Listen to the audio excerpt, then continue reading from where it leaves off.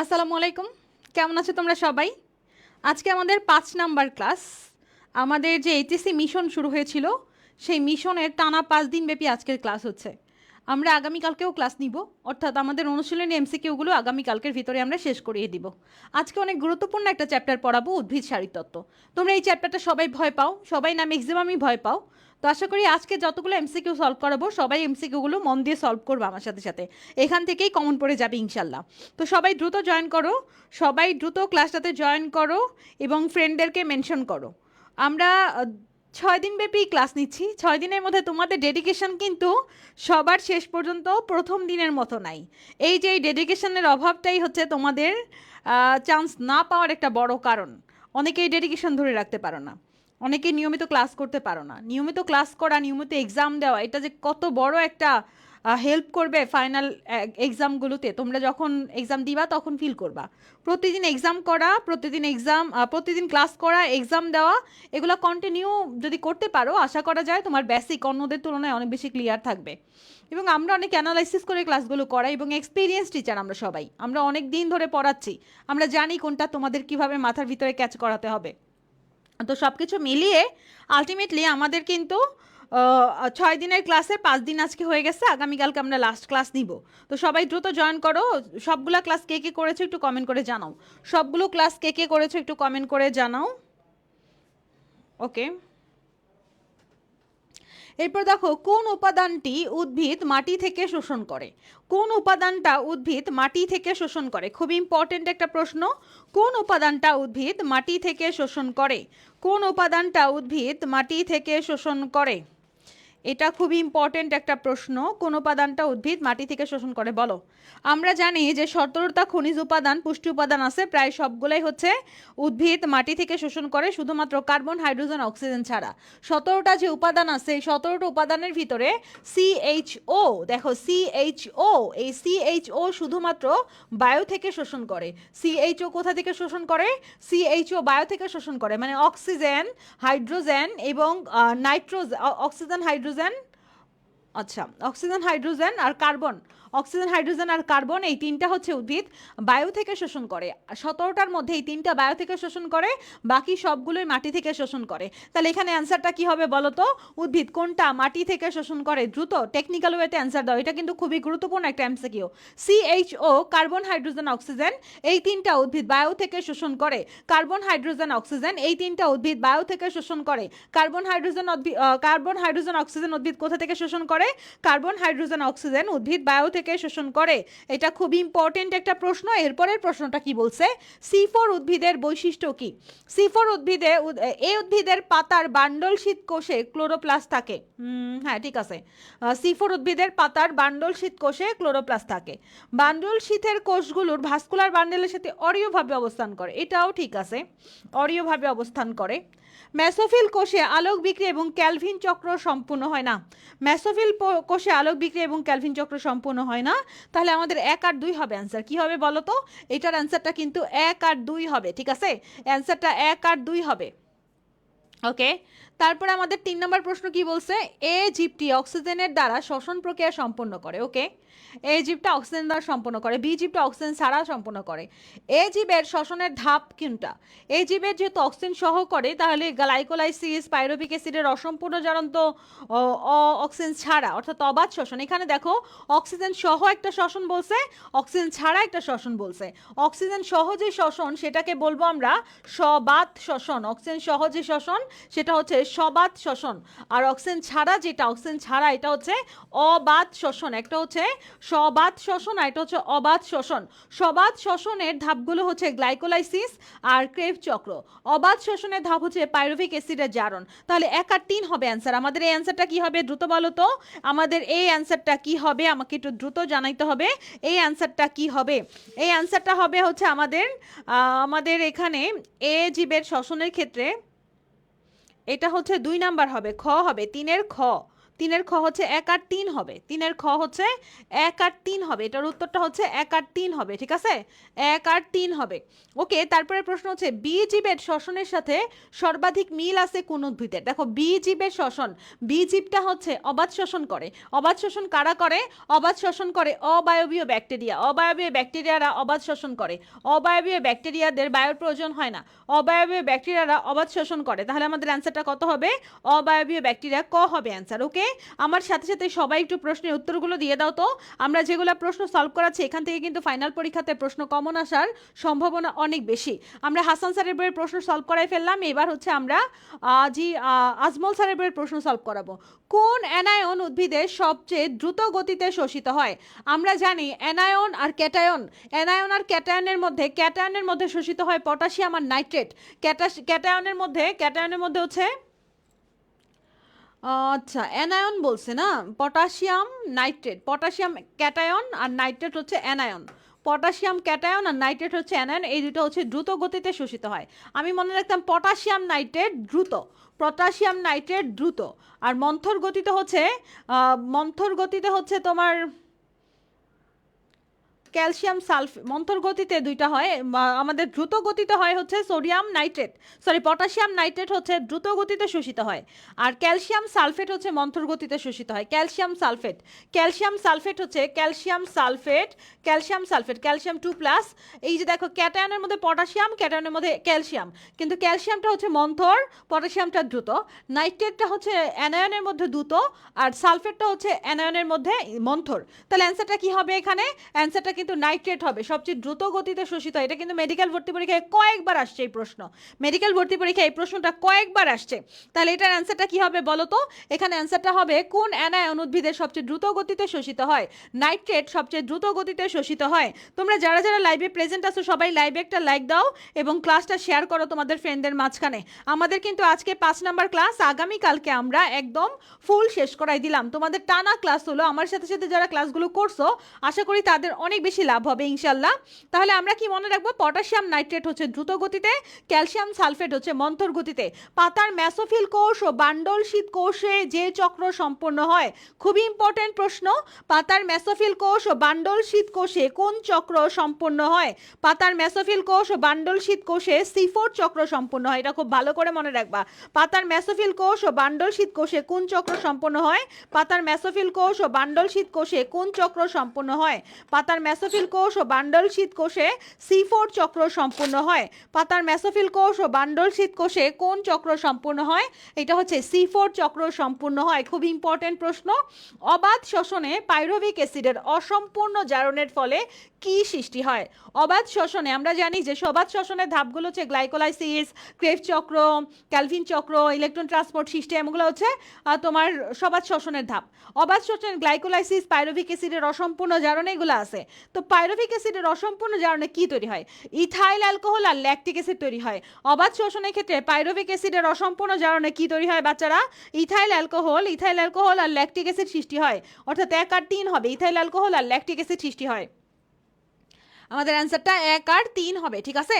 তারপরে উদ্ভিদের শতকরা 95% পানি বাষ্পাকারে কোন প্রক্রিয়ায় বের হয়ে যায়?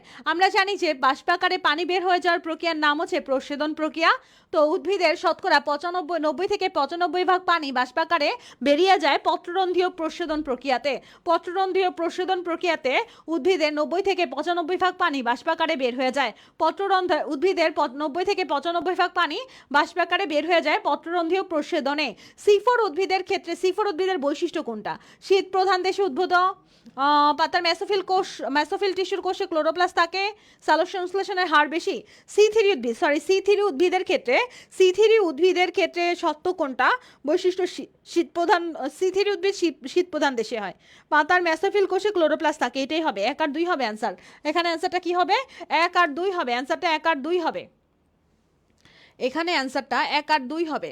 তারপরে হচ্ছে আমাদের C3 চক্রের প্রথম স্থায়ী যৌগ কোনটা? C3 চক্রের প্রথম স্থায়ী যৌগ কোনটা বলো তো? C3 চক্রের প্রথম স্থায়ী যৌগ কোনটা? C3 চক্রের প্রথম স্থায়ী যৌগ কোনটা? C3 চক্রের প্রথম স্থায়ী যৌগ কোনটা? C3 চক্রের প্রথম স্থায়ী যৌগ হচ্ছে ফসফোগ্লিসারিক অ্যাসিড। C3 চক্রের প্রথম স্থায়ী যৌগ হচ্ছে ফসফোগ্লিসারিক অ্যাসিড। C3 চক্রের প্রথম স্থায়ী যৌগ হচ্ছে ফসফোগ্লিসারিক অ্যাসিড। এটা অ্যান্সারটা হবে ফসফোগ্লিসারিক অ্যাসিড। C3 উদ্ভিদের প্রথম স্থায়ী পদার্থ হচ্ছে ফসফোগ্লিসারিক অ্যাসিড। C3 উদ্ভিদের প্রথম স্থায়ী পদার্থ হচ্ছে ফসফোগ্লিসারিক অ্যাসিড। অ্যান্সারটা কি হবে বলো তো? Phosphoglyceric acid. 3 ফসফোগ্লিসারিক অ্যাসিড, বুঝছো? C3 উদ্ভিদের প্রথম স্থায়ী পদার্থ স্থায়ী যৌগ, যেহেতু এটা 3 ফসফোগ্লিসারিক অ্যাসিড, C3 উদ্ভিদের প্রথম স্থায়ী পদার্থ। তাহলে আমাদের C3 উদ্ভিদের প্রথম স্থায়ী পদার্থটা ভালো করে মনে রেখো, এটা সামনে লাগবে। তারপরে আমাদের পিগমেন্ট সিস্টেম 1-এ ক্লোরোফিল কত থাকে? ক্লোরোফিল A 683 থাকে। ক্লোরোফিল A 683 হচ্ছে পিগমেন্ট সিস্টেম 1-এ থাকে। ক্লোরোফিল A 683 হচ্ছে পিগমেন্ট সিস্টেম 1-এ থাকে। পিগমেন্ট সিস্টেম 1-এ কোনটা থাকে? তো আচ্ছা, আমাদের বইতে দেওয়া তোমার আজমল স্যারের বইতে দেওয়া ক্লোরোফিল A 683, কিন্তু এটা আসলে সঠিক উত্তর না।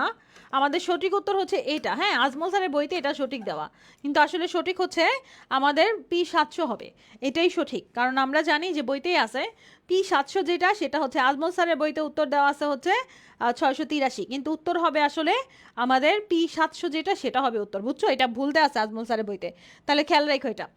কত তরঙ্গ দৈর্ঘ্যে সালোক সংশ্লেষণের জন্য সর্বোচ্চ বিবেচিত? কত তরঙ্গ দৈর্ঘ্য সালোক সংশ্লেষণের জন্য সর্বোচ্চ বিবেচিত? কত তরঙ্গ দৈর্ঘ্য? এখানে আমরা দেখতে পাচ্ছি আলোর গুণের উপর। আচ্ছা, এখানে কত তরঙ্গ দৈর্ঘ্য সালোক সংশ্লেষণের জন্য সবচেয়ে সর্বোচ্চ বলে বিবেচিত হয়? দৃশ্যমান আলোর মধ্যে লাল অংশ হচ্ছে, আমরা জানি লাল অংশে হচ্ছে সবচেয়ে বেশি তোমার সালোক সংশ্লেষণ হয় লাল আলোতে। তো লাল আলো, বেনিয়া সহ কলা, লাল আলোর রেঞ্জটা হচ্ছে 665, বুঝছো?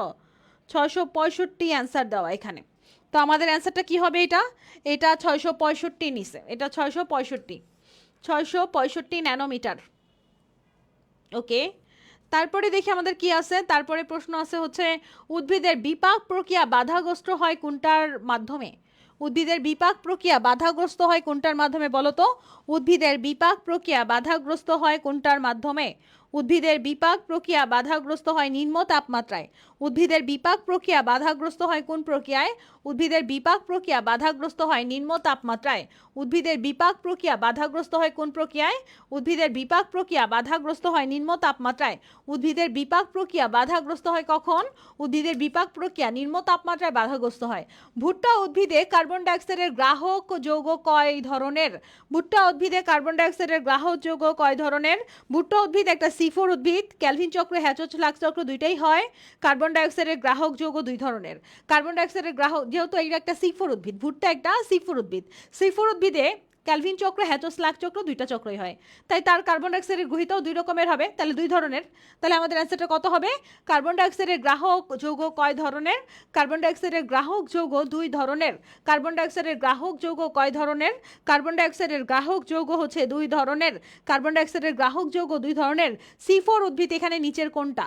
C4 উদ্ভিদ হচ্ছে স্যাকারা আখ ভুট্টা ইক্ষু। হ্যাঁ, ইক্ষু হচ্ছে C4 উদ্ভিদ। তাহলে স্যাকারাম অফিসিনারাম, স্যাকারাম অফিসিনারাম হচ্ছে C4 উদ্ভিদ। ম্যাঙ্গিফেরা ইন্ডিকা হচ্ছে আমের বৈজ্ঞানিক নাম।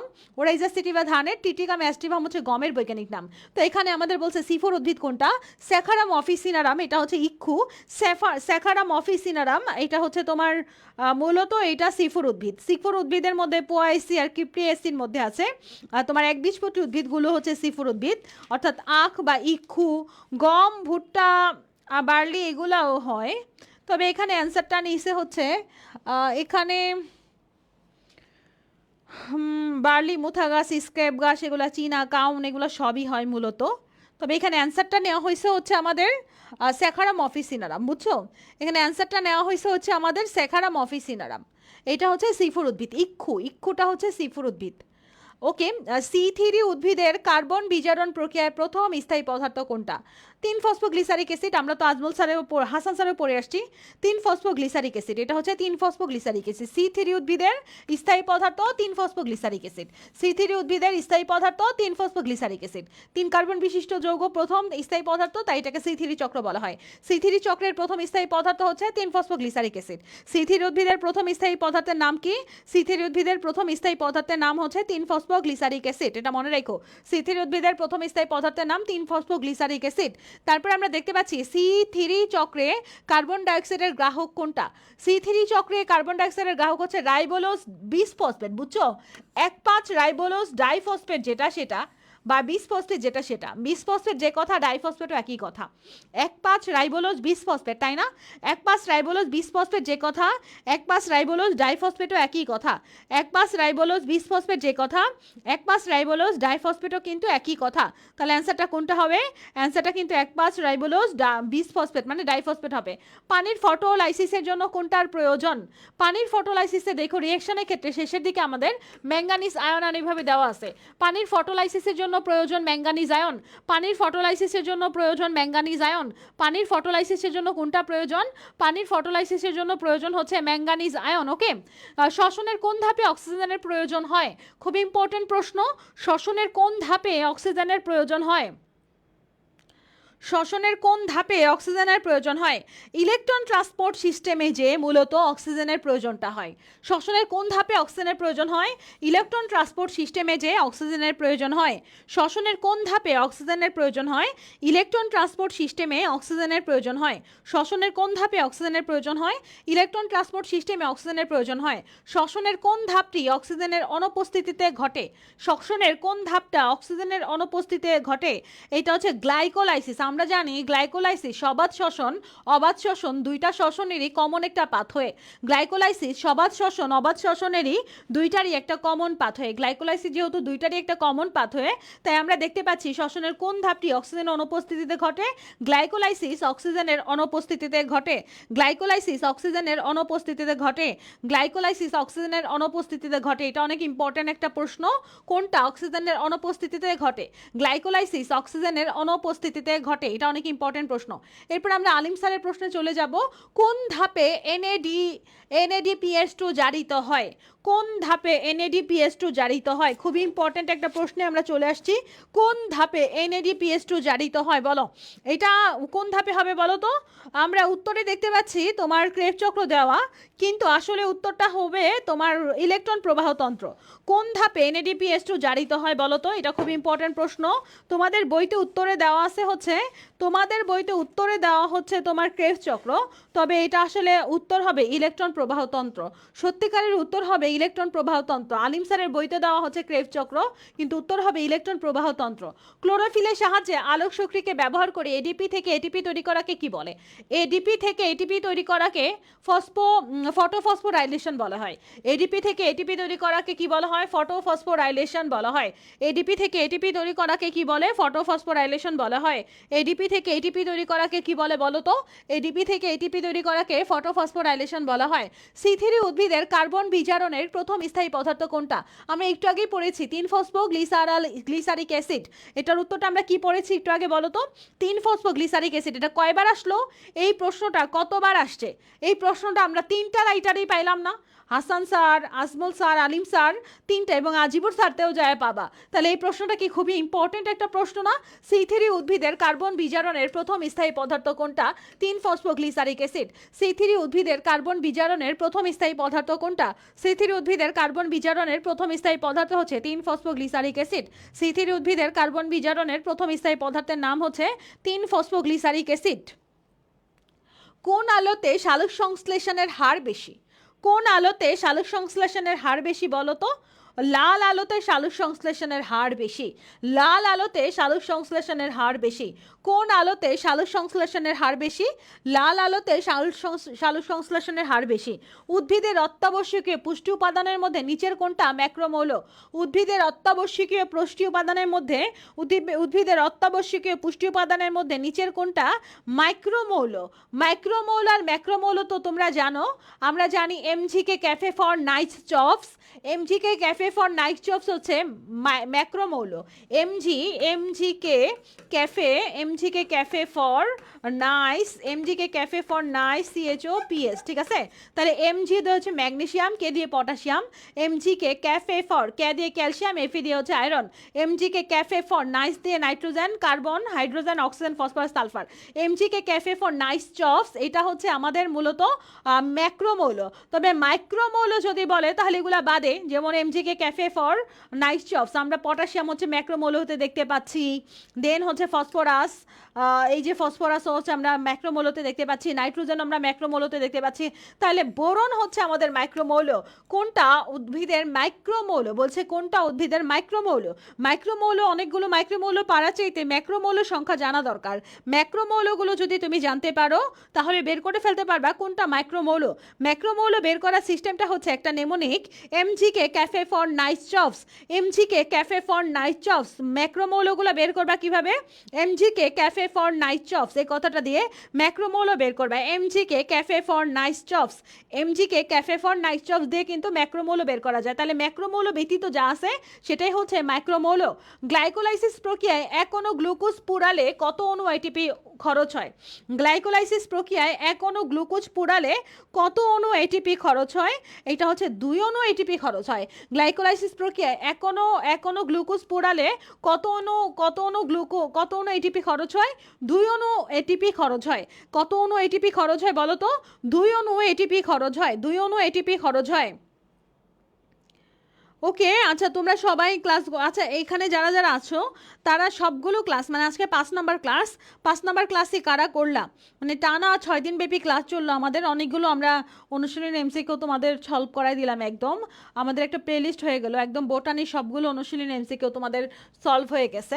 এরপর আমরা দেখতে পাচ্ছি গ্লুকোজ 6 ফসফেট থেকে ফ্রুক্টোজ 6 ফসফেট, গ্লুকোজ ফ্রুক্টোজ দুইটাই পরস্পর হচ্ছে 6 কার্বন বিশিষ্ট হেক্সোস। তাহলে এই গ্লুকোজ 6 ফসফেট থেকে ফ্রুক্টোজ 6 ফসফেট, এটা যে রিয়েকশন এটাকে বলে আইসোমারেজ রিয়েকশন। এখানে যে এনজাইমটা কাজ করতেছে এটা হচ্ছে আইসোমারেজ এনজাইম কাজ করতেছে। এখানে যে এনজাইমটা কাজ করতেছে সেটা কোন এনজাইম কাজ করতেছে? আইসোমারেজ এনজাইম কাজ করতেছে। এরপরে বলছে এখানে কতটি এটিপি, আচ্ছা আমরা একটু হিসাব করি। 3 ইন্টু 6, আমরা জানি NADPH2 ক্ষেত্রে 3টা করে এটিপি, 3 6 18, আর FADH2 ক্ষেত্রে 2টা করে, তাহলে 2 ইন্টু 2, 2 দুগুণে হচ্ছে 4, 18 আর 4 কত 22, আর জিটিপি 2 অণু, তাহলে 2, তাহলে 6 আর 18, 3 8 24, তাই না? 18 18 19 20 24, টোটাল কয় অণু বলো তো এখানে? জিটিপির ক্ষেত্রে 2 অণু দুইটাই, বুঝছো, একটা একটা করি, একটা জিটিপি একটা, আর FADH2 একটাতে 2টা হয়, NADH2 একটাতে 3টা এটিপি হয়। তাহলে টোটাল আমাদের কটা হবে এখানে বলো তো? হিসাব করলে 24টা হবে আমাদের। 8-এর অ্যান্সার কত হবে? 8-এর অ্যান্সার কিন্তু 24 হবে। 8-এর অ্যান্সার কত হবে বলো? 8-এর অ্যান্সারটা কত হবে? 8-এর অ্যান্সার 24 হবে। 8-এর অ্যান্সার কত হবে? 8-এর অ্যান্সার কিন্তু 24 হবে, 24। ফার্মেন্টেশন ঘটে কোন এনজাইমের প্রভাবে? জাইমেজ এনজাইমের প্রভাবে। ফার্মেন্টেশন ঘটে কোন এনজাইমের প্রভাবে? জাইমেজ এনজাইমের প্রভাবে ফার্মেন্টেশন ঘটে। ফার্মেন্টেশন ঘটে কোন এনজাইমের প্রভাবে? ফার্মেন্টেশন ঘটে জাইমেজ এনজাইমের প্রভাবে। ফার্মেন্টেশন ঘটে জাইমেজ এনজাইমের প্রভাবে। আলিম স্যারের বইতে অনেক বেশি কোশ্চেন, তারপর আমরা আজিবুর স্যারটা সলভ করব। সো এই চ্যাপ্টারটা অনেক কঠিন একটা চ্যাপ্টার, তো এই চ্যাপ্টারটা তোমরা অনেকে স্কিপ করো, তো অ্যাটলিস্ট এমসিকিউ যাতে স্কিপ না করো এই জন্য এমসিকিউগুলো সলভ করে ফেলা দরকার। এমসিকিউগুলো খুব ভালো করে সলভ করে ফেলবা, বুঝছো? তাহলে যদি এইচএসসি পরীক্ষায় যদি বড় কোশ্চেন অ্যান্সার নাও করে চ্যাপ্টার থেকে, এমসিকিউ যাতে স্কিপ না করতে হয় সেটা একটু ট্রাই করবা। ওকে, তারপরে প্রশ্ন হচ্ছে অক্সিডেটিভ ফসফোরাইলেশনে কি উৎপন্ন হয়? অক্সিডেটিভ ফসফোরাইলেশনে কি উৎপন্ন হয়? দ্রুত অ্যান্সার দিবা এটা। অক্সিডেটিভ ফসফোরাইলেশনে উৎপন্ন হয় এডিপি, ইনঅর্গানিক ফসফেট ও ইলেকট্রন মিলে এটিপি। অক্সিডেটিভ ফসফোরাইলেশনে কি উৎপন্ন হয়? অক্সিডেটিভ ফসফোরাইলেশনে কি উৎপন্ন হয়? অক্সিডেটিভ ফসফোরাইলেশনে কি উৎপন্ন হয়? আমরা জানি যে এখানে উৎপন্ন হয় মূলত এডিপি আর ইনঅর্গানিক ফসফেট মিলে এটিপি তৈরি হয়। অক্সিডেটিভ ফসফোরাইলেশনে এডিপি ও ইনঅর্গানিক ফসফেট মিলে এটিপি তৈরি হয়। এই যেটা হবে অ্যান্সার, ঘ হবে অ্যান্সার। এডিপি ও ইনঅর্গানিক ফসফেট মিলে এটিপি তৈরি হয়। অক্সিডেটিভ ফসফোরাইলেশনে কি হয়? এডিপি ও ইনঅর্গানিক ফসফেট মিলে এটিপি তৈরি হয়। এডিপি ও ইনঅর্গানিক ফসফেট মিলে এটিপি তৈরি হয়। অক্সিডেটিভ ফসফোরাইলেশনে কি হয়? এডিপি ও ইনঅর্গানিক ফসফেট মিলে এটিপি তৈরি হয়। খুব ইম্পর্টেন্ট প্রশ্ন। কোন দুটি আয়ন দ্রুত গতিতে শোষিত হয়? বলছিলাম দ্রুত হচ্ছে পটাশিয়াম নাইট্রেট, এটা কিন্তু আমরা একটা সলভ করে আসছি একটু আগে। পটাশিয়াম নাইট্রেট নাইট্রেট, পটাশিয়াম হচ্ছে ক্যাটায়ন আর নাইট্রেট হচ্ছে অ্যানায়ন। পটাশিয়াম হচ্ছে ক্যাটায়ন, নাইট্রেট হচ্ছে অ্যানায়ন। কোন দুটি আয়ন উদ্ভিদ কর্তৃক দ্রুত গতিতে শোষিত হয়? Potassium, nitrate. Nitrogen fixing legume উদ্ভিদে, আচ্ছা, নাইট্রোজেন ফিক্সিং লিগিউম উদ্ভিদের জন্য কোন মৌল অত্যাবশ্যক? নাইট্রোজেন ফিক্সিং লিগিউম উদ্ভিদের জন্য, নাইট্রোজেন ফিক্সিং এর জন্য কোবাল্ট অত্যাবশ্যক। নাইট্রোজেন ফিক্সিং এর জন্য কোনটা অত্যাবশ্যক? কোবাল্ট অত্যাবশ্যক। নাইট্রোজেন ফিক্সিং এর জন্য আমাদের কোবাল্ট অত্যাবশ্যক, এটা একটা মুখস্থ করে ফেলতে হবে। নাইট্রোজেন ফিক্সিং এর জন্য আমরা জানি যে নাইট্রোজেন ফিক্সিং এর জন্য কোবাল্ট, নাইট্রোজেন ফিক্সিং এর জন্য, আর আয়োডিন সামুদ্রিক শৈবালের জন্য, আয়োডিন সামুদ্রিক শৈবালের জন্য, সিলিকন ঘাসের জন্য, সোডিয়াম সিফোর উদ্ভিদের জন্য, সিলিকন ঘাসের জন্য, সোডিয়াম সিফোর উদ্ভিদের জন্য। নাইট্রোজেন ফিক্সিং এর জন্য হচ্ছে কোবাল্ট, আর সামুদ্রিক যে কোনো কিছুর জন্য বা সামুদ্রিক শৈবালের জন্য হচ্ছে আয়োডিন, সামুদ্রিক শৈবালের জন্য আয়োডিন। তাহলে নাইট্রোজেন ফিক্সিং এর জন্য মুখস্থ করে ফেলতে হবে কোবাল্ট। নাইট্রোজেন ফিক্সিং এর জন্য কোনটা? কোবাল্ট। সিফোর উদ্ভিদের জন্য সোডিয়াম, এই দুটো কিন্তু ইম্পর্টেন্ট। সিফোর উদ্ভিদের জন্য সোডিয়াম, নাইট্রোজেন ফিক্সিং এর জন্য কোবাল্ট। সিফোর উদ্ভিদের জন্য সোডিয়াম, নাইট্রোজেন ফিক্সিং এর জন্য কোবাল্ট, আর সামুদ্রিক শৈবালের জন্য হচ্ছে আয়োডিন। সিলিকন ঘাসের জন্য, এটাও ইম্পর্টেন্ট, সিলিকন ঘাসের জন্য, সিলিকন কার জন্য? সিলিকন কিন্তু ঘাসের জন্য। সিলিকন কার জন্য? সিলিকন হচ্ছে ঘাসের জন্য, সিলিকন হচ্ছে ঘাসের জন্য, ঠিক আছে, সিলিকন ঘাসের জন্য। তারপরে আমাদের খনিজ লবণ সক্রিয় পরিশোষণের আয়ন বাহক ধারণা কোন বিজ্ঞানী দিয়েছে? আয়ন বাহক ধারণা কোন বিজ্ঞানী দিয়েছে? আয়ন বাহক ধারণাটা কোন বিজ্ঞানী দিয়েছে বলো তো? আয়ন বাহক ধারণা, এটা হচ্ছে আয়ন বাহক ধারণা মূলত হচ্ছে হোনার্ড নামক একজন বিজ্ঞানী দিয়েছে। আয়ন বাহক ধারণা হচ্ছে হোনার্ড বিজ্ঞানী, হোনার্ড। আর সাইটোক্রোম পাম মতবাদ দিয়েছে লুন্ডেগার্ড। লুন্ডেগার্ড হচ্ছে সাইটোক্রোম পাম মতবাদ দিয়েছে। আর হচ্ছে তোমার ব্যাপন মতবাদ দিছে স্টেভেন্স, ব্যাপক প্রবাহ মতবাদ দিছে ক্রেমেন, ডোনান সাম্যাবস্থা দিয়েছে ডোনান। তাহলে এটা হচ্ছে হোনার্ড, বুঝছো, হোনার্ড নামক বিজ্ঞানী, হোনার্ড নামক ভেন্ডেন হোনার্ড, উনি দিয়েছে হচ্ছে সক্রিয় পরিশোষণে আয়ন বাহক ধারণা। এটা নতুন জানলা তোমরা, এটা ভালো করে মনে রেখো। হোনার্ড আয়ন বাহক ধারণা দিয়েছে। আয়ন বাহক ধারণাটা কে দিয়েছে বলো তো? আয়ন বাহক, আমার সাথে সাথে একবার পড়ে ফেলো। নতুন একটা বিজ্ঞানীর নাম জানলা তোমরা। আয়ন বাহক ধারণা কে দিয়েছে? আয়ন বাহক ধারণাটা দিয়েছে বিজ্ঞানী হোনার্ড, ঠিক আছে। খনিজ লবণ সক্রিয় পরিশোষণে সাইটোক্রোম পাম্প মতবাদ কে দিয়েছে? এটাও খুব ইম্পর্টেন্ট। সাইটোক্রোম পাম্প মতবাদ কে দিয়েছে? এটা লুন্ডেগার্ড দিয়েছে সাইটোক্রোম পাম্প মতবাদ। লুন্ডেগার্ড কি দিয়েছে? লুন্ডেগার্ড দিয়েছে সাইটোক্রোম পাম্প মতবাদ। লুন্ডেগার্ড কি দিয়েছে? সাইটোক্রোম পাম্প মতবাদ। সাইটোক্রোম পাম্প মতবাদ কে দিয়েছে? বিজ্ঞানী লুন্ডেগার্ড সাইটোক্রোম পাম্প মতবাদ দিয়েছে। সাইটোক্রোম পাম্প মতবাদ কে দিয়েছে দ্রুত বলো? সাইটোক্রোম পাম্প মতবাদ লুন্ডেগার্ড দিয়েছে। সক্রিয় প্রোটন চলাচল মতবাদ অনুযায়ী রক্ষী কোষে কোন মৌল পত্ররন্ধ্র খোলা হওয়া বন্ধ হওয়া নিয়ন্ত্রণ করে? সক্রিয় প্রোটন চলাচল নিয়ম অনুযায়ী রক্ষী কোষ কোন মৌল পত্ররন্ধ্র খোলা ও বন্ধ হওয়া নিয়ন্ত্রণ করে? পটাশিয়াম পত্ররন্ধ্র খোলা হওয়া বন্ধ হওয়া নিয়ন্ত্রণ করে। পটাশিয়াম পত্ররন্ধ্র খোলা হওয়া বন্ধ হওয়া নিয়ন্ত্রণ করে। পটাশিয়াম পত্ররন্ধ্র খোলা হওয়া বন্ধ হওয়া নিয়ন্ত্রণ করে। পটাশিয়াম পত্ররন্ধ্র খোলা হওয়া বন্ধ হওয়া নিয়ন্ত্রণ করে। উদ্ভিদের মাইক্রোনিউট্রিয়েন্ট কয়টা? খুব ইম্পর্টেন্ট প্রশ্ন। মাইক্রোনিউট্রিয়েন্ট কয়টা? মাইক্রোমৌল কয়টা? মাইক্রোমৌল মূলত 8টা। মাইক্রোমৌল কয়টা বলো তো? মাইক্রোমৌল হচ্ছে 8টা। মাইক্রোমৌল কয়টা? মাইক্রোমৌল হচ্ছে 8টা। মাইক্রোমৌল কয়টা? মাইক্রোমৌল হচ্ছে 8টা। এরপরে আমরা পড়ব হচ্ছে নিচের কোনটি উদ্ভিদ কোষের খাদ্য উৎপাদনকারী অঙ্গ? খাদ্য উৎপাদনকারী হচ্ছে ক্লোরোপ্লাস্ট। খাদ্য তৈরি করে ক্লোরোপ্লাস্ট। কোনটি সালোক সংশ্লেষণের জন্য অত্যাবশ্যকীয় নয়?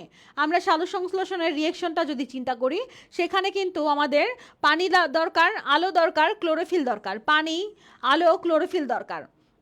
সূর্যের আলো, পানি, ক্লোরোফিল এগুলো দরকার। অক্সিজেন কিন্তু দরকার না। আমরা জানি যে অক্সিজেন উৎপন্ন হয়, অক্সিজেন কিন্তু রিয়েকশন করার জন্য দরকার না। তাহলে সালোক সংশ্লেষণের জন্য কোনটা দরকার না? অক্সিজেন দরকার না। সালোক সংশ্লেষণের জন্য কোনটা দরকার না? অক্সিজেন দরকার না। সালোক সংশ্লেষণের জন্য কোনটা দরকার না? অক্সিজেন দরকার না। কত তরঙ্গ দৈর্ঘ্যের আলোক রশ্মি দৃশ্যমান হয়? তুমি যদি বেনিয়া সহকলা যে রেঞ্জটা আছে সেই রেঞ্জটা পড়ো, তাহলে তুমি দেখতে পাবা 380 থেকে 780 হচ্ছে দৃশ্যমান আলো।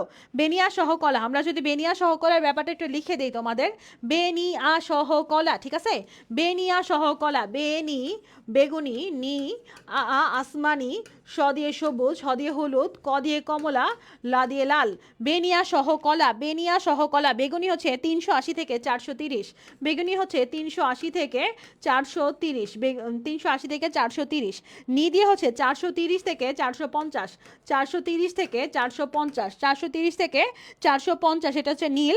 আদি হচ্ছে আসমানি, 450 থেকে 500, এটা হচ্ছে আসমানি, 450 থেকে 500, এটা হচ্ছে আসমানি।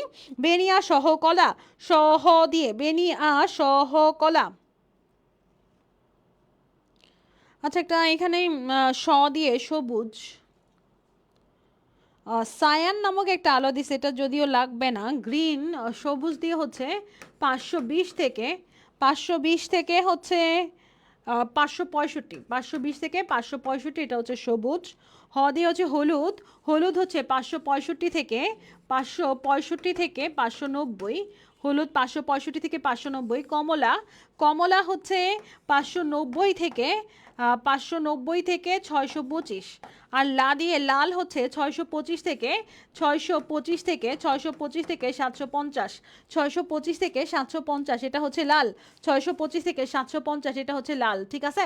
তাহলে আমাদের এখানে কত তরঙ্গ দৈর্ঘ্য? দৃশ্যমান তরঙ্গ দৈর্ঘ্য এই যে আমাদের শুরু হয়েছে 380 থেকে, শুরু হয়েছে 380 থেকে, শেষ হয়েছে 700 রিলেটেড কিছু একটা আর কি। তাহলে আমাদের এটা হবে অ্যান্সার 2 নাম্বারটা। কোন বর্ণের আলো পত্রন্দ খোলা ত্বরান্বিত করে? খোলা পত্রন্দ খোলা ত্বরান্বিত করে নীল বর্ণের আলো।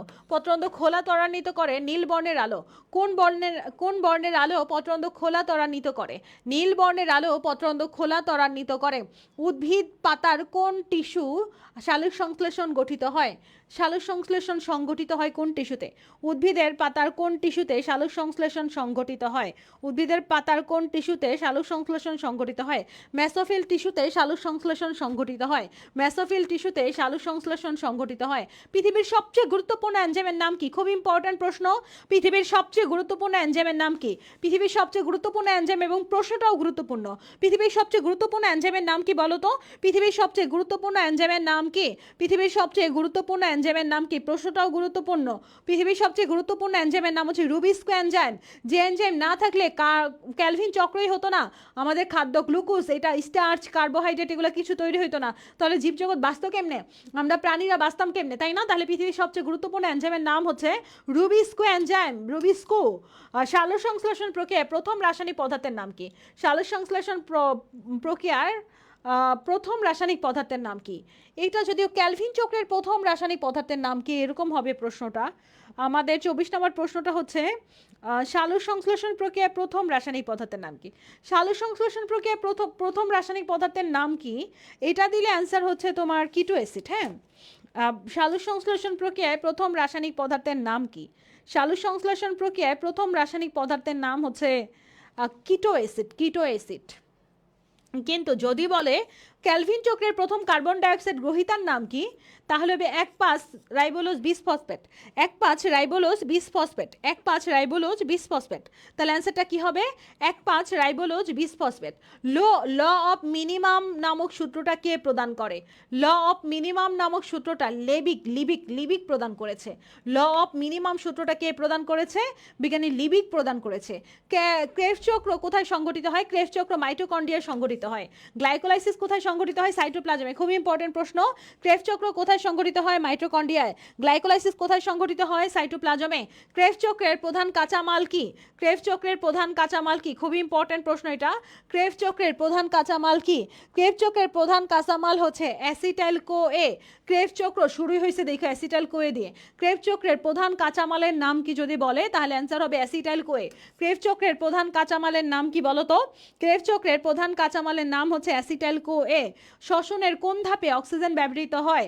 শ্বসনের অক্সিজেন তো ইলেকট্রন ট্রান্সপোর্ট সিস্টেমে যে অক্সিজেন লাগে, এটা আমরা আগেও পড়েছি। শ্বসনের কোন ধাপে অক্সিজেন ব্যবহার করা হয়? ইলেকট্রন ট্রান্সপোর্ট সিস্টেমে যে অক্সিজেন ব্যবহার করা হয়। শ্বসনের কোন ধাপে অক্সিজেন ব্যবহার করা হয়? ইলেকট্রন ট্রান্সপোর্ট সিস্টেমে যে অক্সিজেন ব্যবহার করা হয়। সবাত ও অবাত শ্বসনের প্রথম ধাপের নাম কি? খুবই ইম্পর্টেন্ট। আমরা জানি গ্লাইকোলাইসিস সবাত শ্বসন অবাত শ্বসন দুইটাতেই হয়। কমন পাথওয়ে সিএমপি, ইএমপি বা কমন পাথওয়ে বলা হয় কোনটাকে? ইএমপি বা কমন পাথওয়ে বলা হয় গ্লাইকোলাইসিসকে? গ্লাইকোলাইসিস মানে হচ্ছে এক অণু গ্লুকোজ ভেঙে দুই অণু পাইরুভিক অ্যাসিড তৈরি হওয়ার প্রক্রিয়া। এক অণু গ্লুকোজ ভেঙে দুই অণু পাইরুভিক অ্যাসিড তৈরি হওয়ার প্রক্রিয়াকে গ্লাইকোলাইসিস বলে। সবাত ও অবাত শ্বসনের প্রথম ধাপ হচ্ছে গ্লাইকোলাইসিস। সবাত ও অবাত শ্বসনের প্রথম ধাপের নাম কি? সবাত ও অবাত শ্বসনের প্রথম ধাপের নাম হচ্ছে গ্লাইকোলাইসিস। উদ্ভিদ কোনটি মাটি থেকে শোষণ করে? আমরা এর আগেই পড়েছিলাম, প্রথমেই দেখো সিএইচও পড়ছিলাম, সিএইচও হচ্ছে বায়ু থেকে, তাই না? সিএইচও রিপিট কোশ্চেন, তাহলে কোনটা মাটি থেকে? নাইট্রোজেন, এখানে অপশনটা ঘুরে সামনের দিকে দিছে, নাইট্রোজেন হচ্ছে মাটি থেকে শোষণ করে। কোনটা মাটি থেকে শোষণ করে? আমরা জানি CHO, CHO carbon hydrogen oxygen, এটা বায়ু থেকে শোষণ করে, আর বাকিগুলো কিন্তু মাটি থেকে শোষণ করে। সিএইচও এটা হচ্ছে বায়ু থেকে শোষণ করে, আর বাকিগুলো কিন্তু মাটি থেকে শোষণ করে। কোনটা মাটি থেকে শোষণ করে? আমরা দেখতে পাচ্ছি নাইট্রোজেন মাটি থেকে শোষণ করে। নিষ্ক্রিয় পরিশোষণের মতবাদ হচ্ছে ডোনান সাম্যাবস্থা। নিষ্ক্রিয় পরিশোষণের মতবাদ কি? নিষ্ক্রিয় পরিশোষণের মতবাদ হচ্ছে ডোনান সাম্যাবস্থা। নিষ্ক্রিয় পরিশোষণের মতবাদের নাম কি বলো? নিষ্ক্রিয় পরিশোষণের মতবাদ হচ্ছে ডোনান সাম্যাবস্থা। নিষ্ক্রিয় পরিশোষণের মতবাদের নাম কি? নিষ্ক্রিয় পরিশোষণের মতবাদ হচ্ছে ডোনান সাম্যাবস্থা। নিষ্ক্রিয় পরিশোষণের মতবাদের নাম কি? ডোনান সাম্যাবস্থা। তাহলে আমরা কিন্তু আলিম স্যারও শেষ করে ফেললাম। আলিম স্যারের বইয়ের প্রশ্ন শেষ হয়ে গেছে। এখন আমরা সলভ করব হচ্ছে আজিবুর স্যারের প্রশ্ন। এখন আমরা আজিবুর স্যারের প্রশ্ন সলভ করব। আজিবুর স্যারতে অনেক বেশি প্রশ্ন, আজিবুর স্যারে প্রায় 50টার মতো, 50টার উপরে প্রশ্ন সলভ করতে হবে আজিবুর স্যারতে। তো চলো আমরা আজিবুর স্যারের প্রশ্ন সলভ করি, কি কি আছে দেখি।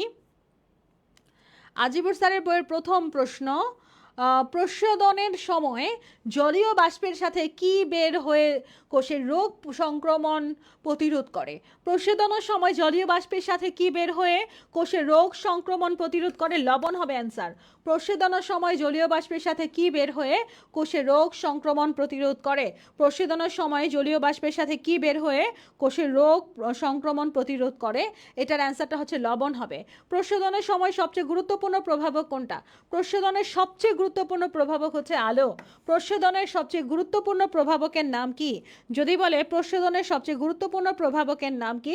প্রস্রদনের সবচেয়ে গুরুত্বপূর্ণ প্রভাবকের নাম হচ্ছে আলো। প্রস্রদনের সবচেয়ে গুরুত্বপূর্ণ প্রভাবকের নাম কি? প্রস্রদনের সবচেয়ে গুরুত্বপূর্ণ প্রভাবকের নাম হচ্ছে আলো। উদ্ভিদ দেহে প্রস্রদনের প্রধান অঙ্গ কোনটা? উদ্ভিদ দেহে প্রস্রদনের প্রধান অঙ্গ কোনটা যদি বলে, তাহলে অ্যান্সার হবে পত্ররন্ধ্র। উদ্ভিদ দেহে প্রস্রদনের প্রধান অঙ্গ কোনটা? উদ্ভিদ দেহে প্রস্রদনের প্রধান অঙ্গ হচ্ছে পত্ররন্ধ্র। উদ্ভিদ দেহে প্রস্রদনের প্রধান অঙ্গ হচ্ছে পত্ররন্ধ্র। মরুভূমির একটি খেজুর গাছ দৈনিক কত লিটার পানি হারায়? মরুভূমির একটি খেজুর গাছ, এটা মুখস্থ রাখো, মরুভূমির একটি খেজুর গাছ প্রতিদিন কত লিটার পানি হারায়? 300 থেকে 400 লিটার পানি হারায়। মরুভূমির একটি খেজুর গাছ প্রতিদিন কত লিটার পানি হারায়?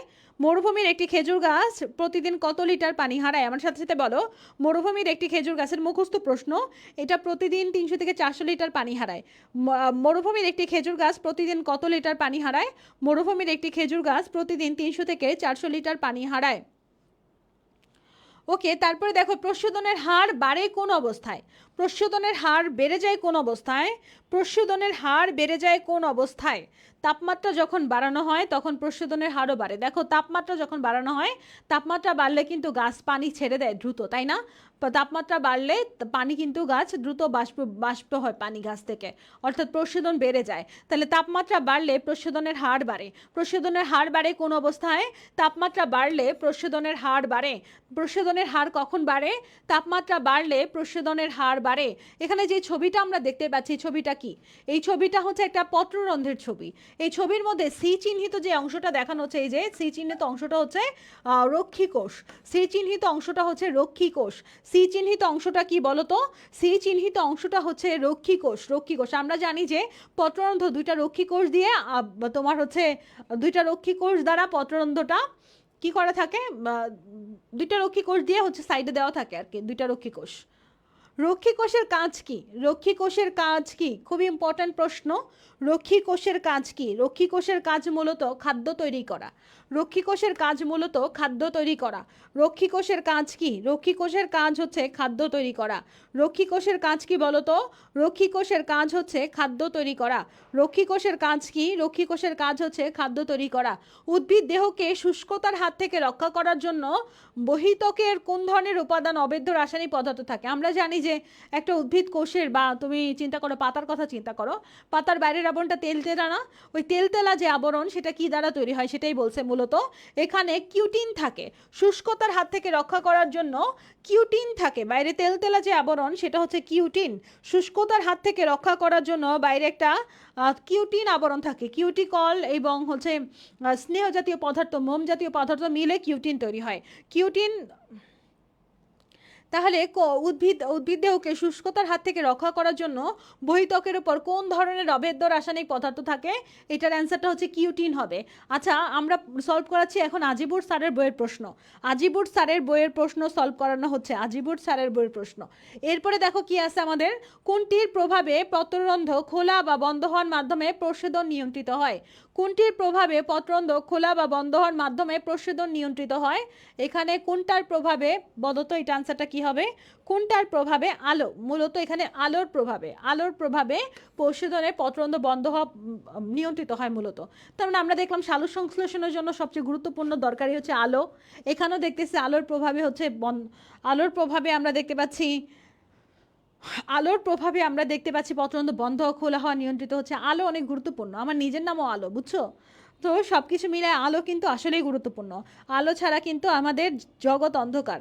তো আলো কিন্তু আসলেই দরকারি জিনিস। আলো কোনটির ঘনত্ব স্বাভাবিকের চেয়ে বেড়ে গেলে পত্ররন্ধ্র বন্ধ হয়ে যায়? স্বাভাবিকের চেয়ে কোনটার ঘনত্ব বেড়ে গেলে? কার্বন ডাইঅক্সাইডের ঘনত্ব যদি স্বাভাবিকের চাইতে বেশি হয়, কার্বন ডাইঅক্সাইডের ঘনত্ব যদি স্বাভাবিকের চেয়ে বেড়ে যায় তাহলে পত্ররন্ধ্র কিন্তু বন্ধ হয়ে যায়।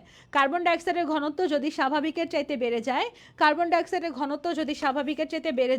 তাহলে পত্ররন্ধ্র বন্ধ হয়ে যায়। কার্বন ডাইঅক্সাইডের ঘনত্ব যদি স্বাভাবিকের চাইতে বেড়ে যায় তাহলে পত্ররন্ধ্র বন্ধ হয়ে যায়। কার্বন ডাইঅক্সাইডের ঘনত্ব যদি স্বাভাবিকের চাইতে বেড়ে যায় তাহলে পত্ররন্ধ্র বন্ধ হয়ে যায়। পত্ররন্ধ্র খোলা ও বন্ধ হওয়ার কারণ কি বলো? পত্ররন্ধ্র খোলা ও বন্ধ হওয়ার কারণ হচ্ছে রক্ষীকোষের স্ফীতি ও শিথিলতা। পত্ররন্ধ্র খোলা ও বন্ধ হওয়ার কারণ কি? রক্ষীকোষের স্ফীতি ও শিথিলতা। পত্ররন্ধ্র খোলা ও বন্ধ হওয়ার কারণ কি বলো? পত্ররন্ধ্র খোলা ও বন্ধ হওয়ার কারণ হচ্ছে রক্ষীকোষের শিথিল ও স্থিরতা। বুঝছো, স্ফীতি আর শিথিলতা মানে ফুলে যাওয়া বা হচ্ছে চুপসে যাওয়া, এই দুইটার কারণে। রক্ষীকোষ যদি ফুলে যায়, রক্ষীকোষ যদি স্ফীত হয়ে যায় তাহলে পত্ররন্ধ্র খুলে যাবে, আর রক্ষীকোষ যদি শিথিল হয়ে যায় তাহলে পত্ররন্ধ্র বন্ধ হয়ে যাবে। তারপরে কোন উদ্ভিদের পত্ররন্ধ্র রাতের বেলা খোলা ও দিনের বেলা বন্ধ থাকে? আর রাতের বেলা কোন উদ্ভিদের পত্ররন্ধ্র, নর্মালি পত্ররন্ধ্র দিনের বেলা খোলা থাকে, তবে কিছু মরুজ উদ্ভিদ আছে, মরুজ উদ্ভিদের পত্ররন্ধ্র রাতের বেলা খোলা থাকে। মরুজ উদ্ভিদের পত্ররন্ধ্র রাতের বেলা খোলা থাকে। মরুজ উদ্ভিদের পত্ররন্ধ্র রাতের বেলা খোলা থাকে। মরুজ উদ্ভিদের পত্ররন্ধ্র রাতের বেলা খোলা থাকে। রাতের বেলা পত্ররন্ধ্র কোন অবস্থায় খোলা থাকে? রাতের বেলা পত্ররন্ধ্র কোন অবস্থায় থাকে? সাধারণত রাতের বেলা পত্ররন্ধ্র বন্ধ থাকে। সাধারণত রাতের বেলা পত্ররন্ধ্র বন্ধ থাকে। সাধারণত রাতের বেলা পত্ররন্ধ্র বন্ধ থাকে, কিন্তু মরুজ উদ্ভিদের ক্ষেত্রে রাতের বেলা পত্ররন্ধ্র খোলা থাকে। সাধারণত রাতের বেলায় পত্ররন্ধ্র বন্ধ থাকে, কিন্তু মরুজ উদ্ভিদের ক্ষেত্রে রাতের বেলা পত্ররন্ধ্র খোলা থাকে। এটা ব্যতিক্রম, এটা মনে রাখো। শ্বসন প্রক্রিয়ায় রাসায়নিক শক্তি কোন শক্তিতে রূপান্তরিত হয়? শ্বসন প্রক্রিয়ায় রাসায়নিক শক্তি কোন শক্তিতে রূপান্তরিত হয়? শ্বসন প্রক্রিয়ায় রাসায়নিক শক্তি গতিশক্তিতে রূপান্তরিত হয়। শ্বসন প্রক্রিয়ায় রাসায়নিক শক্তি গতিশক্তিতে রূপান্তরিত হয়।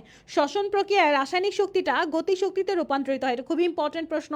শ্বসন প্রক্রিয়ায় রাসায়নিক শক্তি গতিশক্তিতে রূপান্তরিত হয়। শ্বসন প্রক্রিয়ায় যে শক্তি উৎপন্ন হয় তার কয় ভাগ তাপ শক্তিতে পরিণত হয়? শ্বসন প্রক্রিয়ায় যে শক্তি উৎপন্ন হয় তার কয় ভাগ, শ্বসন প্রক্রিয়ায় যে শক্তি উৎপন্ন হয় তার কয় ভাগ তাপ শক্তিতে পরিণত হয়? এটা উত্তর হচ্ছে 45 ভাগ। শ্বসন প্রক্রিয়ায় যে শক্তি উৎপন্ন হয় তার কয় ভাগ তাপ শক্তিতে পরিণত হয়? শ্বসন প্রক্রিয়ায় যে শক্তি উৎপন্ন হয় তার কয় ভাগ তাপ শক্তিতে? 45 ভাগ তাপ শক্তিতে পরিণত হয়। শ্বসন প্রক্রিয়ায় যে শক্তি উৎপন্ন হয় তার কয় ভাগ তাপ শক্তিতে পরিণত হয়? 45 ভাগ। সবাত ও অবাত শ্বসনের অভিন্ন ধাপ কোনটা? আমরা একটু আগেই পড়েছি, সবাত আর অবাত শ্বসন দুইটাতেই আমরা দেখতে পাই হচ্ছে গ্লাইকোলাইসিস। সবাত শ্বসন অবাত শ্বসন দুইটাতেই আমরা কি দেখতে পাই? সবাত শ্বসন অবাত শ্বসন দুইটাতেই আমরা গ্লাইকোলাইসিস দেখতে পাই। সবাত শ্বসন অবাত শ্বসন দুইটাতেই আমরা গ্লাইকোলাইসিস দেখতে পাই। সবাত শ্বসন অবাত শ্বসন দুইটাতেই আমরা গ্লাইকোলাইসিস দেখতে পাই। কত ডিগ্রি সেলসিয়াস তাপমাত্রায় শ্বসনের হার সর্বনিম্ন অবস্থায় পৌঁছায়? কত ডিগ্রি সেলসিয়াস তাপমাত্রায় শ্বসনের হার সর্বনিম্ন অবস্থায় পৌঁছায়? 40 থেকে 45 ডিগ্রি হবে এটা। কত ডিগ্রি সেলসিয়াস তাপমাত্রায় শ্বসনের হার সর্বনিম্ন অবস্থায় পৌঁছায়? কত ডিগ্রি সেলসিয়াস তাপমাত্রায় শ্বসনের হার সর্বনিম্ন অবস্থায় পৌঁছায়? 40 থেকে 45 ডিগ্রি সেলসিয়াস তাপমাত্রায় শ্বসনের হার সর্বনিম্ন অবস্থায় পৌঁছায়। এটা খুবই ইম্পর্টেন্ট প্রশ্ন। এটা ভালো করে পড়ো, 45-40 থেকে 45 ডিগ্রি সেলসিয়াস তাপমাত্রায় শ্বসনের কোন ধাপে অক্সিজেন ব্যবহার করা হয়? এটা পড়েছি কয়েকবার, 3বার আসলো এটা, তাই না? ইলেকট্রন ট্রান্সপোর্ট সিস্টেম, এটা কিন্তু রিপিট কোশ্চেন। শ্বসনের কোন ধাপে অক্সিজেন ব্যবহার করা হয়? শ্বসনের কোন ধাপে অক্সিজেন ব্যবহার করা হয়, এটা কয়েকবার আসছে। ইলেকট্রন ট্রান্সপোর্ট সিস্টেমে অক্সিজেন ব্যবহার করা হয়, এটা কিন্তু ভালো করে মনে রেখো। ইলেকট্রন ট্রান্সপোর্ট সিস্টেমে অক্সিজেন ব্যবহার করা হয়। শ্বসনের কোন ধাপে অক্সিজেন ব্যবহার করা হয়? ইলেকট্রন ট্রান্সপোর্ট সিস্টেমে অক্সিজেন ব্যবহার করা হয়। এরপরের কোশ্চেন আমাদের, এরপরে শ্বসনের গ্লাইকোলাইসিস ধাপে এক অণু গ্লুকোজ ভেঙে কয় অণু পাইরুভিক অ্যাসিড তৈরি হয়? আমরা জানি গ্লাইকোলাইসিসে গ্লুকোজ হচ্ছে 6 কার্বন বিশিষ্ট, এক অণু 6 কার্বন বিশিষ্ট গ্লুকোজ ভেঙে 3 কার্বন বিশিষ্ট পাইরুভিক অ্যাসিড তৈরি হয়। 2 অণু 3 কার্বন বিশিষ্ট পাইরুভিক অ্যাসিড তৈরি হয় গ্লাইকোলাইসিসে। 2 অণু 3 কার্বন বিশিষ্ট পাইরুভিক অ্যাসিড তৈরি হয় গ্লাইকোলাইসিসে। 2 অণু 3 কার্বন বিশিষ্ট পাইরুভিক অ্যাসিড তৈরি হয় গ্লাইকোলাইসিসে। সবাত শ্বসনে এক অণু ফ্রুক্টোজ সম্পূর্ণ জারিত হলে, এক অণু ফ্রুক্টোজ, সবাত শ্বসনে এক অণু ফ্রুক্টোজ সম্পূর্ণ জারিত হলে কত অণু কার্বন ডাইঅক্সাইড নির্গত হয়? সবাত শ্বসনে এক অণু ফ্রুক্টোজ জারিত হলে, সবাত শ্বসনে এক অণু ফ্রুক্টোজ সম্পূর্ণরূপে জারিত হলে 6 অণু কার্বন ডাইঅক্সাইড তোমার নির্গত হয়। এক অণু ফ্রুক্টোজ জারিত হলে 6 অণু কার্বন ডাইঅক্সাইড জারিত হয়। এটা খুব ইম্পর্টেন্ট প্রশ্ন। সবাত শ্বসনে,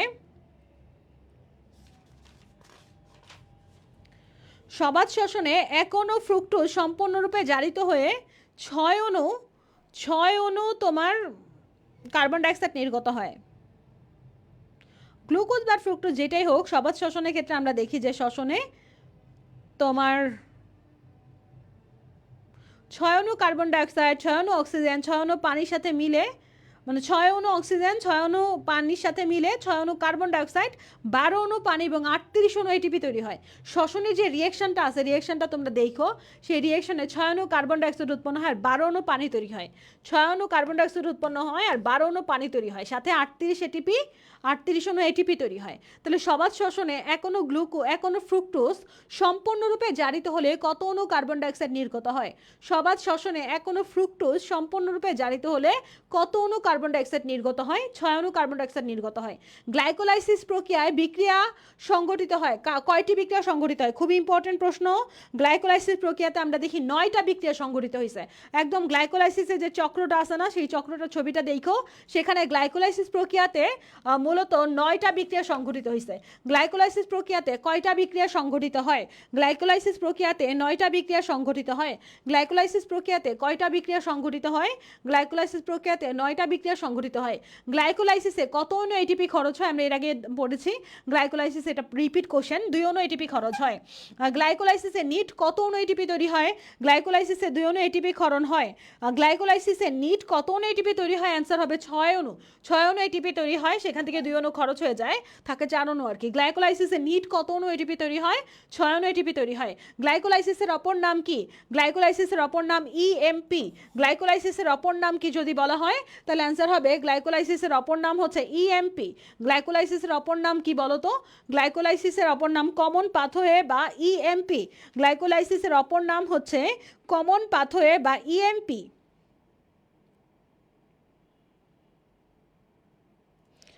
ওকে, আমাদের আর বেশি কোশ্চেন নেই, আমরা একদম শেষের দিকে আসি। একটা পেজ আছে শুধু আমাদের, প্রায় 25টার মতো কোশ্চেন বাকি। আর গ্লাইকোলাইসিস কোষের সাইটোপ্লাজমের কোন অংশে সংঘটিত হয়?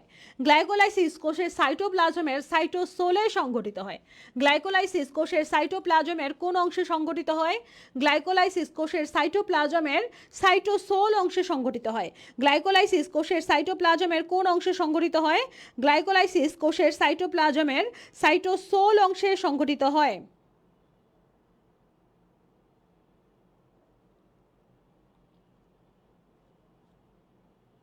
গ্লাইকোলাইসিস কোষের সাইটোপ্লাজমের সাইটোসোল অংশে সংঘটিত হয়।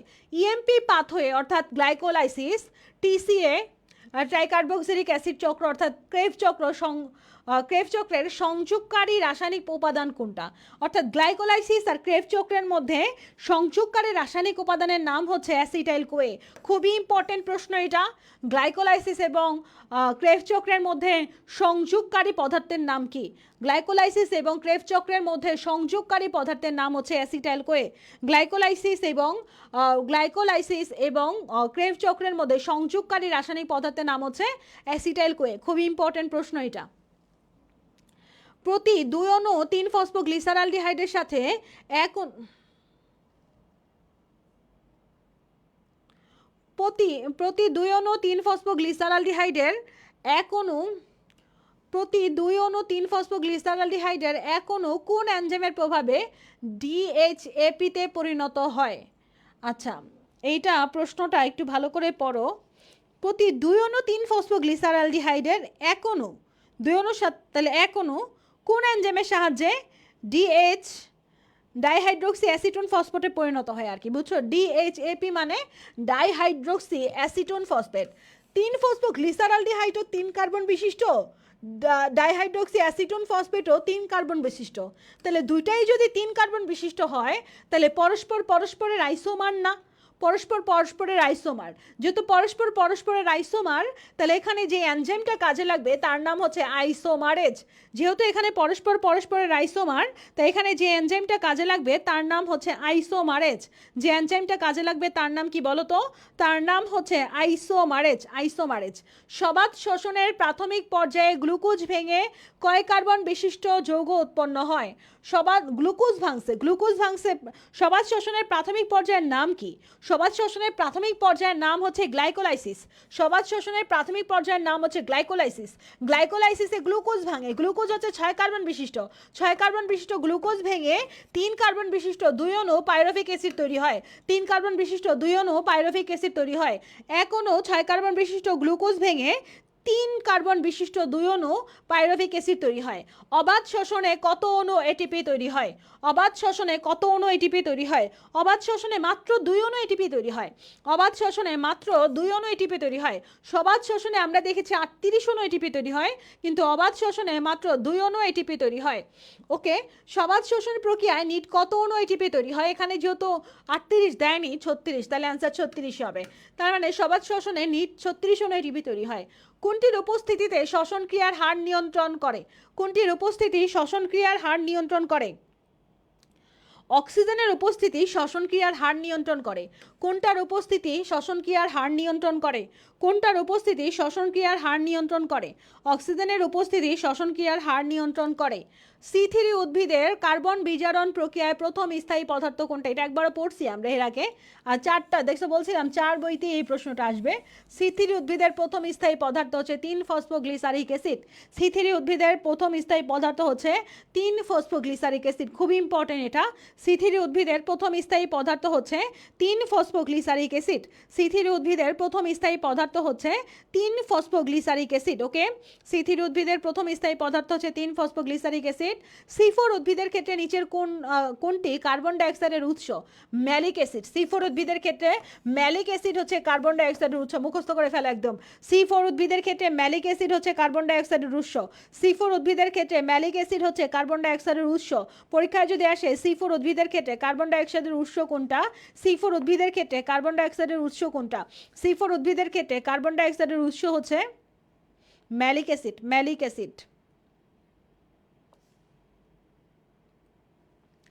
C4 উদ্ভিদের ক্ষেত্রে C4 চক্রে অক্সালো অ্যাসিটিক অ্যাসিড সেটা ম্যালিক অ্যাসিডে পরিণত হওয়ার পর ম্যালিক ডিকার্বক্সিলেজ এনজাইমের প্রভাবে বান্ডলশীট কোষের ম্যালিক অ্যাসিড কার্বন ডাইঅক্সাইড ত্যাগ করে, বুঝছো? সেক্ষেত্রে আমরা দেখি ম্যালিক অ্যাসিড কার্বন ডাইঅক্সাইড ত্যাগ করে পাইরুভিক অ্যাসিডে পরিণত হয়। তাহলে পরীক্ষা যদি আসে যে C4 উদ্ভিদের ক্ষেত্রে নিম্নের কোনটা কার্বন ডাইঅক্সাইডের উৎস? C4 উদ্ভিদের ক্ষেত্রে কার্বন ডাইঅক্সাইডের উৎস কোনটা? C4 উদ্ভিদের ক্ষেত্রে কার্বন ডাইঅক্সাইডের উৎস হচ্ছে ম্যালিক অ্যাসিড।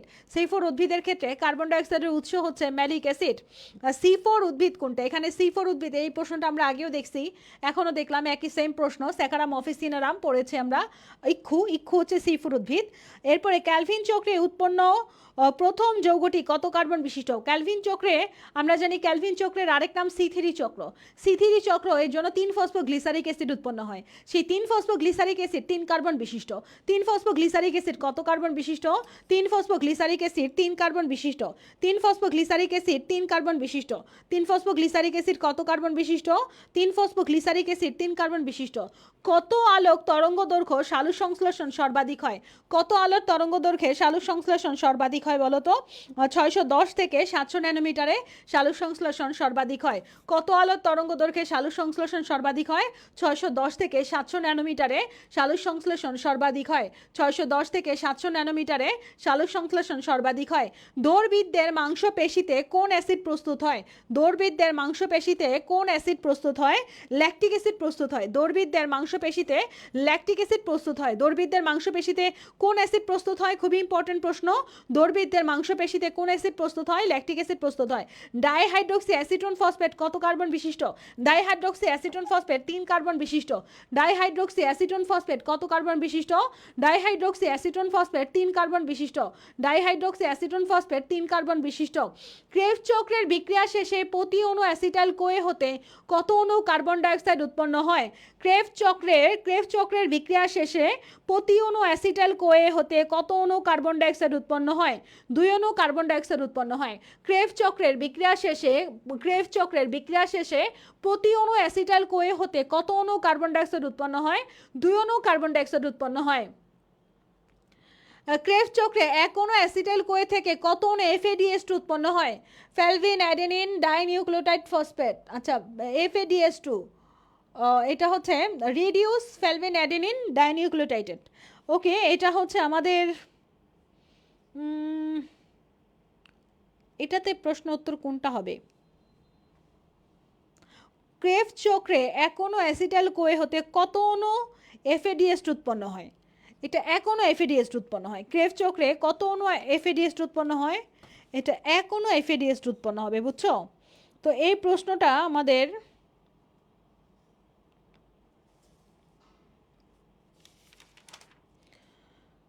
এটার একটা ব্যাখ্যা আছে। তো এটার ব্যাখ্যাটা হচ্ছে ক্রেবস চক্রের বিক্রিয়া শেষে প্রতি অণু অ্যাসিটাইল কোয়ে হতে 3 অণু NADH2, এক অণু FADH2, এক অণু ATP, 2 অণু কার্বন ডাইঅক্সাইড পাওয়া যায়। এটা একবার একটু লিখে রাখতে পারো তোমরা, এটা খুব ইম্পর্টেন্ট। এটা একটু লিখে রাখতে পারো। আচ্ছা, এটা একটু লিখে রাখতে পারো যে ক্রেবস চক্রে এক অণু অ্যাসিটাইল কোয়ে থেকে কত অণু FADH2 উৎপন্ন হয়? এক অণু ক্রেবস চক্রে প্রতি অণু বা এক অণু অ্যাসিটাইল কোয়ে হতে 3 অণু NADH2 উৎপন্ন হয়। 3 অণু NADH2, এক অণু FADH2, এক অণু FADH2 আর এক অণু ATP, আর 2 অণু কার্বন ডাইঅক্সাইড। ক্রেবস চক্রে এক অণু অ্যাসিটাইল কোয়ে হতে কত অণু FADH2 উৎপন্ন হয়? ক্রেবস চক্রে এক অণু অ্যাসিটাইল কোয়ে হতে কত অণু FADH2 উৎপন্ন হয়? ক্রেবস চক্রে এক অণু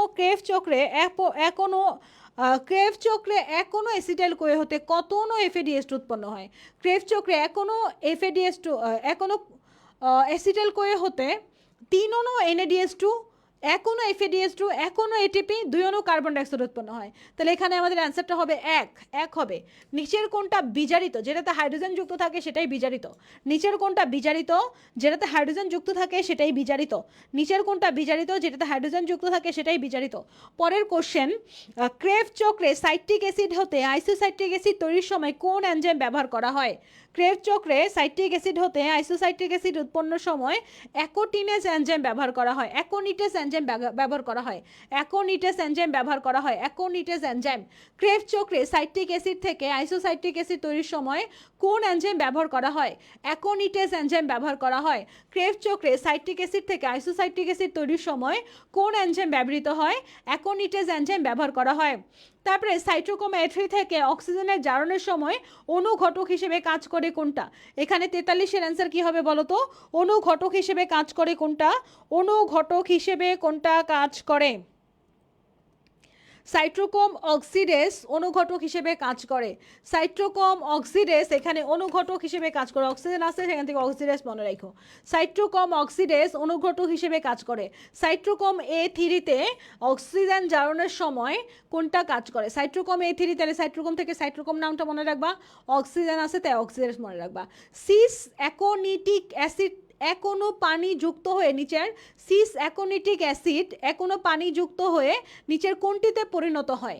সিস অ্যাকোনিটিক অ্যাসিড এখনো পানি যুক্ত হয়ে নিচের কোনটিতে পরিণত হয়? এটা হচ্ছে আইসোসাইট্রিক অ্যাসিডে পরিণত হয়। আইসোসাইট্রিক অ্যাসিডে পরিণত হয়। সিস অ্যাকোনিটিক অ্যাসিড এখনো পানি যুক্ত হয়ে আইসোসাইট্রিক অ্যাসিডে পরিণত হয়। সিস অ্যাকোনিটিক অ্যাসিড এখনো পানি যুক্ত হয়ে আইসোসাইট্রিক অ্যাসিডে পরিণত হয়। এটা ইম্পর্ট্যান্ট। কোন পদার্থটি ইলেকট্রন গ্রহীতার ন্যায় কাজ করে? কোন পদার্থটা ইলেকট্রন গ্রহীতার ন্যায় কাজ করে? ফ্ল্যাভিন। ফ্ল্যাভিন ইলেকট্রন গ্রহীতার ন্যায় কাজ করে। কোন পদার্থটা ইলেকট্রন গ্রহীতার ন্যায় কাজ করে? ফ্ল্যাভিন ইলেকট্রন গ্রহীতার ন্যায় কাজ করে। ফ্ল্যাভিন ইলেকট্রন গ্রহীতার ন্যায় কাজ করে। কোন ধাপে NADPH2 জারিত হয়? কোন ধাপে NADPH2 জারিত হয়? কোন ধাপে NADPH2 জারিত হয়? ইলেকট্রন প্রবাহতন্ত্রে NADPH2 জারিত হয়। কোন ধাপে NADPH2 জারিত হয়? ইলেকট্রন প্রবাহতন্ত্রে NADPH2 জারিত হয়। ইলেকট্রন প্রবাহতন্ত্রে NADPH2 জারিত হয়। স্ট্রেপ্টোককাস ল্যাকটিস ব্যাকটেরিয়া কোন ক্ষেত্রে ব্যবহৃত হয়? স্ট্রেপ্টোককাস ল্যাকটিস, দেখো ল্যাকটিস থেকে ল্যাক্টোজেন কথাটা মনে রাখবা।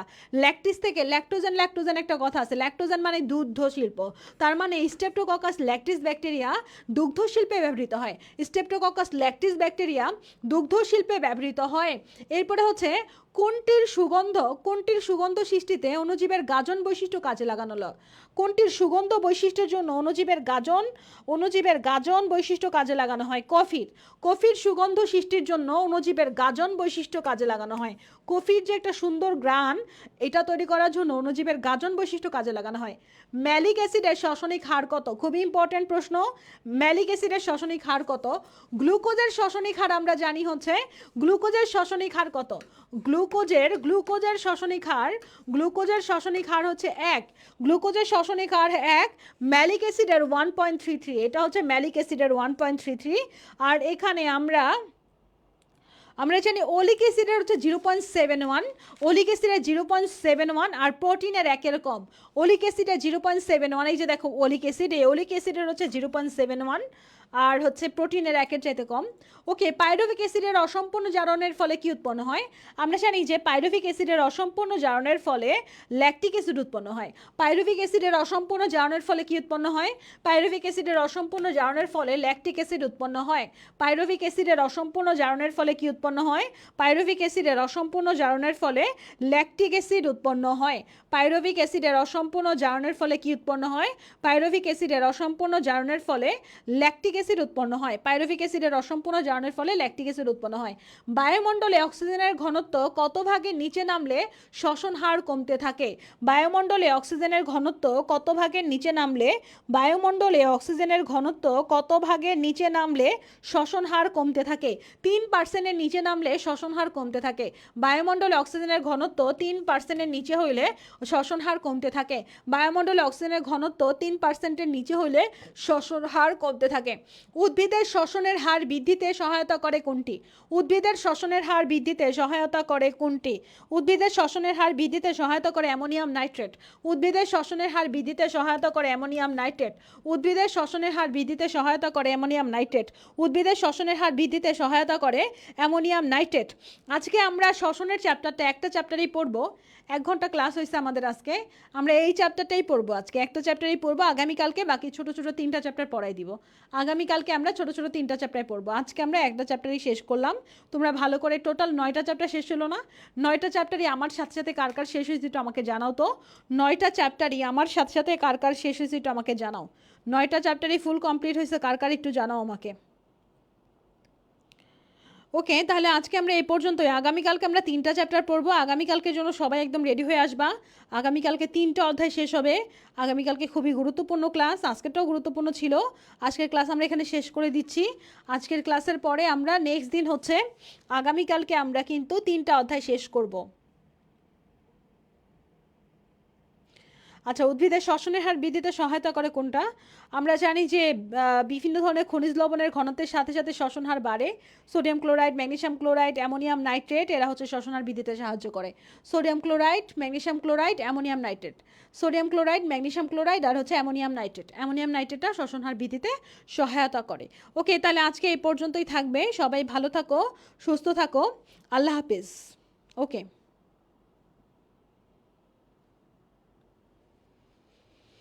রায়হান।